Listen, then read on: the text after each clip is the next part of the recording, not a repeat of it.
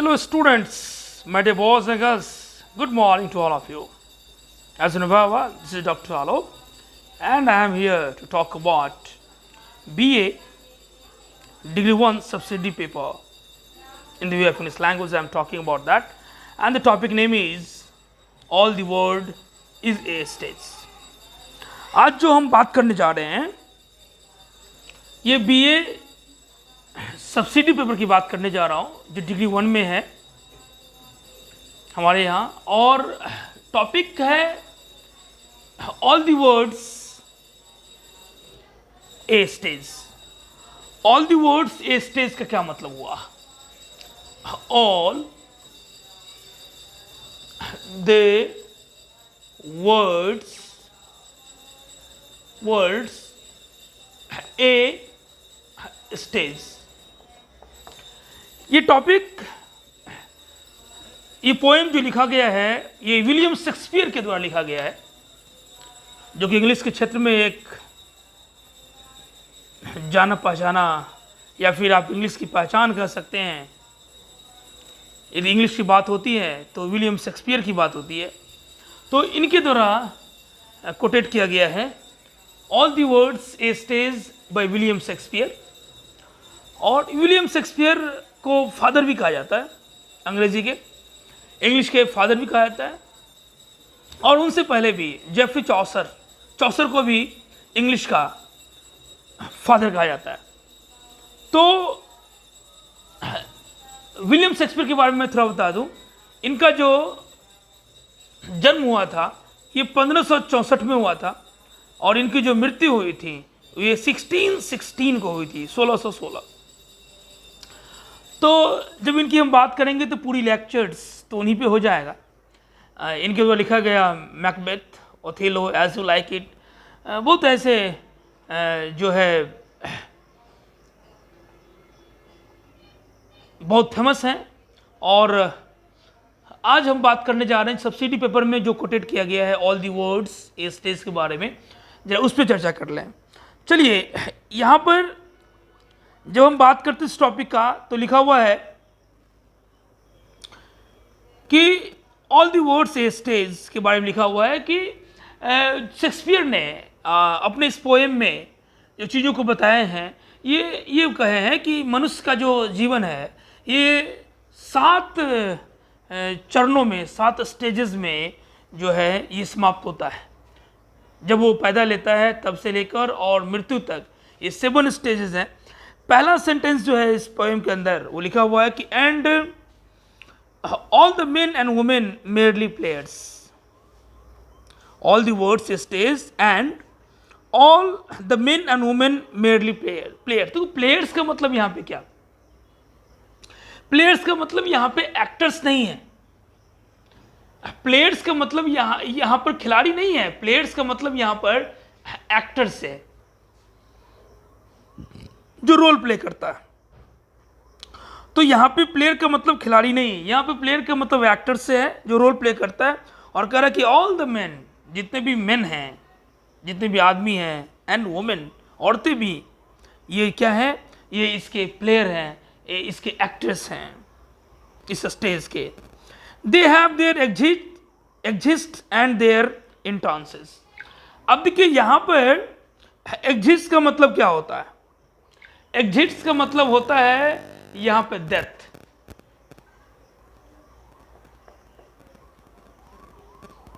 Death का मतलब he dies, वो क्या होते हैं? मर जाते हैं। तो they have their exits and their entrances. Entrances का मतलब यहां पे हुआ कि कोई इंट्रांस करता है, बर्थ यहां पे। तो इंट्रांसेस का मतलब यहां बर्थ है, और एग्जिस्ट का मतलब यहां डेथ से है। तो कह रहे they have their exits and their, कह रहे जो भी प्लेयर्स हैं, जो भी एक्टर्स हैं, वो आते हैं और चले जाते हैं, जन्म लेते हैं, मर जाते हैं। And one man in his time plays many parts. और दिख रहा है कि जो एक समय में जो मनुष्य का जीवन जो है वो उसमें बहुत सारे पार्ट्स, बहुत सारे रोल वो प्ले करते हैं अपने जीवन में। And his acts being 7 ages. देखिए यहाँ पे लिखा हुआ है कि 7 एजेस में उन्होंने बताया है कि 7 एजेस में मनुष्य के जीवन को विलियम शेक्सपियर ने डिस्क्राइब किया है। और कहते हैं एट फर्स्ट, सबसे पहले कहते हैं कि द इन्फेंट, इन्फेंसी, इन्फेंट समझते हैं? इन्फेंट का मतलब होता है a new born baby, a new born baby. Infant सबसे पहले वो इन्फेंट होते हैं, और म्यूलिंग एंड प्यूकिंग, इसको पकिंग भी बोला जाता है, प्यूकिंग को। तो पकिंग भी प्यूकिंग जो पढ़ना है पढ़िए। Mewling and puking in the nurses arms. Nurses मतलब क्या समझ रहे हैं? नर्स जो आप जब बच्चे जन्म लेता है, आप देखिएगा सबसे पहले नर्स के आर्म में, हाथों में आता है, और जो पालन पालन करने वाले लोग हैं उन्हीं को यहाँ पे विलियम शेक्सपियर नर्सेज का जो है वर्ड उनके लिए यूज किया है। म्यूलिंग एंड प्यूकिंग, म्यूलिंग देखो, म्यूलिंग का मतलब क्या है? म्यूलिंग का मतलब क्या समझ रहे हैं? तो देखिए म्यूलिंग का मतलब है यहां पर, देखिए म्यूलिंग का मतलब यहां पे है, म्यूलिंग मैंने यहां स्पेलिंग जरा सही से लिखिएगा, MEWING। म्यूलिंग का मतलब क्या है? तो म्यूलिंग का मतलब है cry in a week voice, cry in a week voice. देखिए आप ये बच्चे जब जन्म लेता है, चिल्लाता है, रोता है, तो उसकी आवाज जो होती है ना, वो बड़ा इनोसेंस रहता है। तो वही कह रहा है कि म्यूलिंग का मतलब होता है cry in a week voice. यहां पे मैं लिख रहा हूं cry in a week voice. नहीं, आप देखिएगा बच्चे जो है जब जन्म लेते हैं रोता रहता है, नहीं? तो cry in a week voice. And puking का मतलब क्या होता है? देखिए प्यूकिंग का मतलब होता है, आप देखिएगा बच्चा जब जन्म ये दूध पीता है तो वो वोमिट कर देता है, वोमिट कर देता है, जो मिल्क को बाहर कर देता है उसी को बोला जाता है प्यूकिंग, या पकिंग भी बोल सकते हैं। तो वोमिट आउट मिल्क, ये मिल्क जो वोमिट आउट मिल्क, आप देखिए बच्चा जब दूध पीता है तो वोमिट कर देता है, नहीं? उसी को यहाँ पर विलियम शेक्सपियर ने प्यूकिंग वर्ड का कह रहा है कि उन्होंने क्या करना है कि यहाँ पे कह रहा है कि प्यूकिंग माने वोमिट कर देता है। ये दौर जब बच्चों का आप देखेंगे तो ऐसा देखने को मिलता है जनरली कि बच्चा क्या करता है कि mewling and puking in the nurse arm, जो उसको रखता है उसके देखिएगा कभी वोमिट कर देता है और चिल्लाता रहता है, नहीं? तो वही कह रहा है कि इन्फेंसी का, इन्फेंट का जो स्टेज है, जो पहला स्टेज है, इसमें ये सब होता है। फिर and then the whining school boy. देखिए वाइनिंग का मतलब यहाँ पे क्या होता है? वाइनिंग का मतलब कंप्लेनिंग होता है।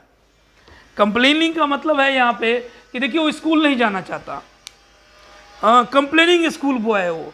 आप देखिएगा बच्चे को जब स्कूल भेजा जाता है फर्स्ट टाइम, तो बड़ा लहजे लहजे कदमों में से वो आगे बढ़ता है, वो स्कूल नहीं जाना चाहता, बहुत सारे एक्सक्यूजेज होते हैं उसके, कंप्लेनिंग होता है विथ हिज सैटचेल। देखो सैटचेल एक वर्ड है जहाँ पे सैटचेल का मतलब होता है यहाँ पे बैग, स्कूल बैग हम यहाँ लिखते हैं। सैटचेल का मतलब है स्कूल बैग, स्कूलिंग, नहीं? तो आप देखिएगा कि बच्चों को पीछे में स्कूल बैग लटका दिया जाता है, और जब वो आगे बढ़ता है तो बड़ा जो है नहीं जाना चाहता, लेकिन फिर भी जाता है, कंप्लेनिंग है, वीनिंग है। एंड शाइनिंग मॉर्निंग फेस, आप देखिएगा मॉर्निंग का फेस वो बड़ा इनोसेंट करके चेहरा बनाता है, हैं? और कभी कभी इसमें क्या होता है, उसको फ़ायदा भी हो जाता है कि उनके पेरेंट्स को उन पे थोड़ा दया आ जाता है, तो वो क्या करते हैं, फिर कहते हैं चलो आज स्कूल नहीं जाएगा। तो ये कभी कभी उस मॉर्निंग फेस बनाते हैं। क्रीपिंग लाइक स्नेल, देखिए क्रीपिंग लाइक स्नेल ये एक फ्रेज है, ये क्या है? एक फ्रेज है। क्रीपिंग लाइक ए स्नेल का मतलब होता है कि हल्के हल्के, क्रीप का मतलब वैसे एग्जैक्ट मीनिंग तो रेंगना होता है ना? लेकिन ये एक फ्रेज है क्रीपिंग लाइक ए स्नेल, जिसका मतलब होता है कि धीरे धीरे कदमों में, धीरे धीरे लहजों में वो क्या करता है, वो आगे बढ़ता है। ठीक है, उसके बाद देखिए यहाँ पे लिखा हुआ है कि अनविलिंग टू स्कूल, विल माने इच्छा होता है, विल पावर जिसे कहते हैं इच्छा शक्ति, लेकिन अगर अनविलिंगली टू स्कूल, और उसको जो है स्कूल जाने की इच्छा नहीं होती फिर भी वो जाता है, ठीक है। तो ये स्टेज जो है, जो इन्फेंट के बाद वाला स्टेज है, वो शेक्सपियर ने डिस्क्राइब किया है। फिर कहते हैं कि एंड देन द लवर, और फिर वो जो उसका जो स्टेज होता है लवर, जिसे हम आप कहते हैं वो थोड़ा आशिक, जिसका मीनिंग होता है प्रेम करने वाला, नहीं तो उस मिजाज के होते हैं। लिखता है शाइनिंग लाइक फर्नेस। फर्नेस समझते हैं? फर्नेस क्या होता है? आप भट्टी देखा है कभी आपने?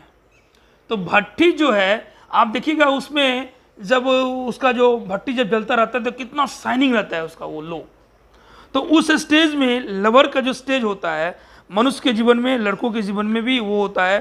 शेक्सपियर ने डिस्क्राइब किया कि वो फर्नेस जैसा रहता है कि नहीं, विद द वॉफुल बैलेट। वॉफुल बैलेट का मतलब होता है वो बैलेट मतलब सॉन्ग होता है।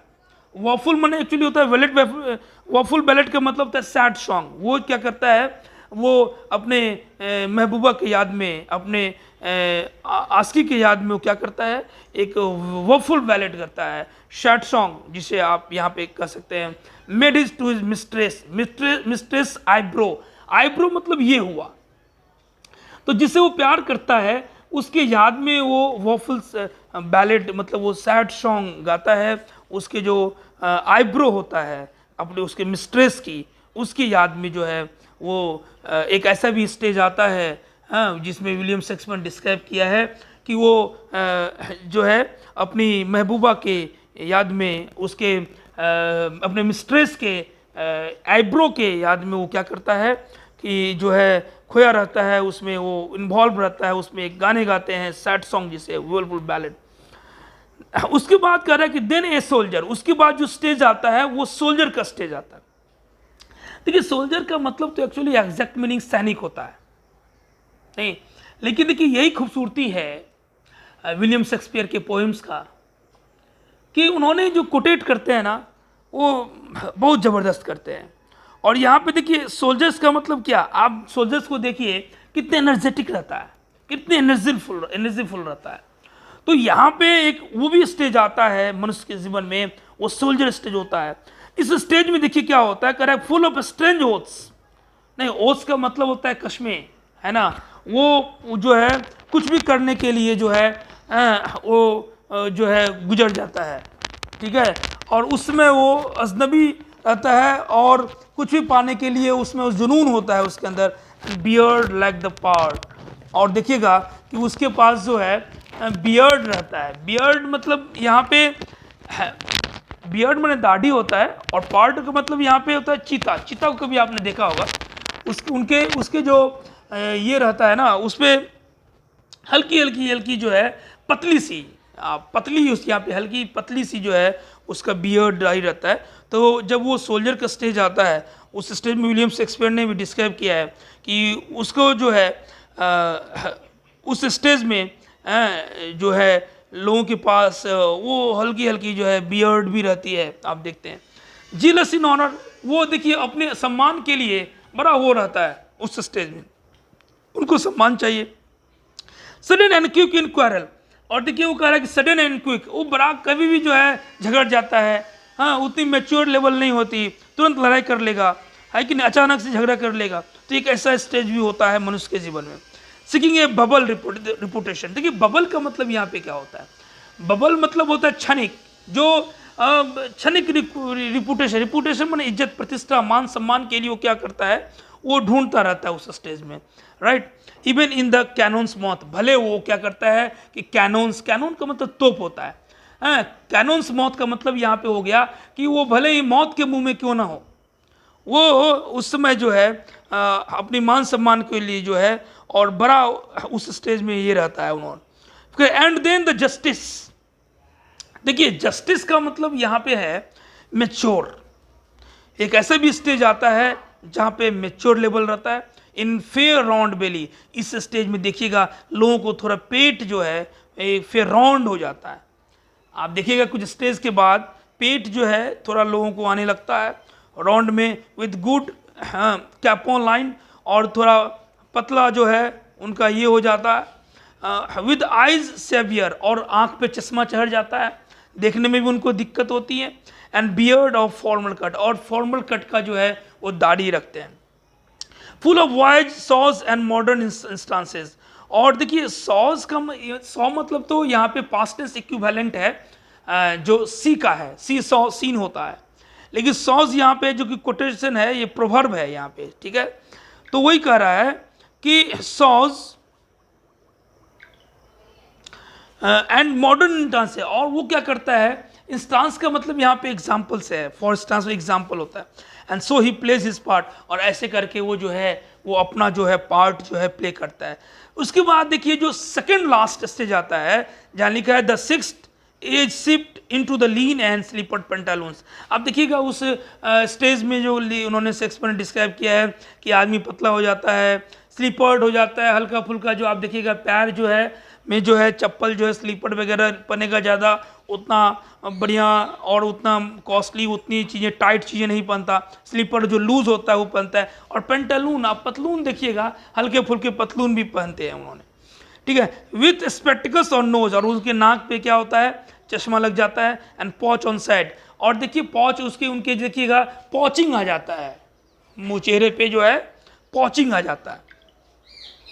तो शेक्सपियर ने ये देखिए कितना बढ़िया से इसको डिस्क्राइब किया है, ठीक है। और उसके बाद लिखा हुआ है कि his youthful hose well saved a world too wide for the shrunk shank and his big manly voice, और उनकी आवाज़ देखिए श्रिंक श्रैंक, श्रंक होता है वर्ब का तीसरा फॉर्म है, पास्ट पार्टिसिपल्स एडजेक्टिव के रूप में यहाँ पे यूज़ हुआ है। सिकुड़ना, उसकी आवाज़ में देखिएगा कि उनकी वॉइस में जो है बड़ा डिफरेंसेज आ जाता है। जो आवाज़ उनकी जस्टिस, जो आवाज़ उनकी सोल्जर में लवर स्टेज में होता है वो आवाज़ नहीं होता, उसमें सिकुड़पन आ जाता है, ठीक है। Turning again toward childish treble, और देखिए कहता है फिर वो जो है बच्चों के स्टेज में आ जाता है। Pipes and whistle in sound, उसकी साउंड में विसल टाइप की आ जाती है, वो जो इसे हम आप सीटी मारते हैं है नहीं, कभी कभी आप देखिएगा कि वो बहुत जो है आवाज़ उनकी साउंड जो है विसल हो जाती है, धीमी हो जाती है, कम हो जाती है। And last scene of all, सारे सीन को करने के बाद कहता है that ends this strange eventful history, और जो उनका जो हिस्ट्री होता है जो बाय इन्फेंसी से वो अब तक जो स्टे होता है उसका एक अंत हो जाता है। एंड सेकेंड चाइल्ड ने, और फिर वो जो है फिर से वो अपने बचपन के जैसे बच्चों में कोई ये नहीं होता है बोलने का, या उसको उतनी मैच्योर बनने में, चाइल्डिश स्टेज जो होता है पुनः मनुष्य के जीवन में जो स्टेज मरने से पहले होता है वो चाइल्डिश का हो जाता है, शेक्सपियर ने कहा है। और उनकी सेंस टीथ, सेंस का मतलब विदाउट होता है, जहाँ पे उसकी दांतें निकल जाती हैं, आंख में प्रॉब्लम हो जाती है, टेस्ट नहीं लगता, एंड एवरीथिंग जो है उनका चला जाता है, और इस तरह मनुष्य का क्या हो जाता है, डेथ हो जाता है। तो ये विलियम शेक्सपियर द्वारा लिखा गया बहुत ही बढ़िया ऑल दी वर्ड्स, ये कोटेशन जो लिया गया है एज यू लाइक इट, बहुत ही फेमस विलियम शेक्सपियर द्वारा लिखा गया है, उनसे लिया गया है। तो ये सब्सिडी पेपर में डिग्री 1 में दिया हुआ है, तो इसको आप लोग पढ़िए बढ़िया से, इस पर क्वेश्चंस वगैरह जो अब आएंगे वो कर सकते हैं। कुछ वर्ड्स हमने यहाँ पे लिखे हैं, इसको आप राइट डाउन कर सकते हैं, जहाँ पे players, exits, infant, mewling, puking, whining, satchel, satchel school boy, ठीक है। क्रीपिंग लाइक ए स्नेल, ये क्या है, एक प्रोवर्ब है, फ्रेज है ये। साइनिंग मतलब to heap deeply, shining word भी था। तो इस तरह की जो चीज़ें हैं इसको आप लोग करिए बढ़िया से। हम फिर नेक्स्ट वीडियो में आपसे मिलेंगे, तब तक थैंक यू वेरी मच, और फिर मिलते हैं हम आपसे नेक्स्ट टाइम। तब तक अपना ध्यान रखिएगा। Will back in next video. Thank you very much.